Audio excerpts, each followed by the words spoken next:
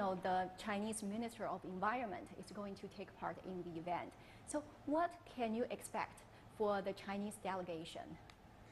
The changes we see in China now is the most positive anywhere in the world. I mean, true, the big Chinese cities are still very polluted, but it's also true that the Chinese government has embarked upon policies to defeat pollution, which are the strongest we have ever seen. This week, that China very soon will move into only electrical vehicles and electrical buses in the big cities and phase out gasoline-driven cars.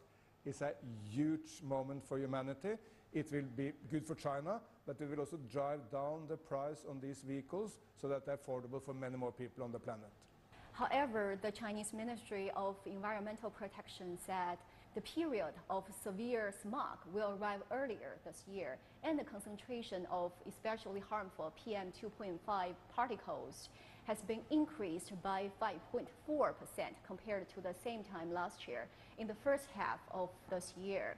That was for the areas around the Beijing, Tianjin, and Hebei province. In some cities, the concentration has gone up to 30%.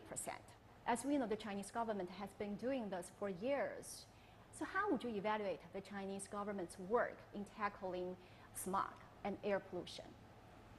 First of all, obviously the situation is serious, and this is a serious problem for people. And when I speak to people in the big cities of China, nearly everyone, the main complaint they will have is they will say, I want to see the sun, or I don't want my children to live in a so polluted city.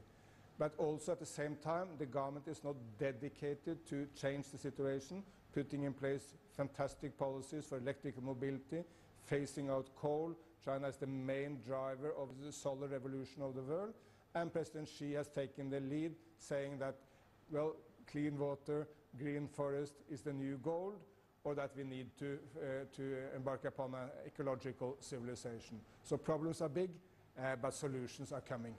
What areas do you think China has neglected, or it should reinforce measures in terms of tackling smog or air pollution? I think on air pollution, I think China is really now stepping up and doing basically everything it can do. I think where China still has a long way to go and need to do more is on ocean pollution. China is a main producer of plastic. Plastic goes down the big rivers, I mean the Yangtze, the Yellow River, and other rivers into the sea.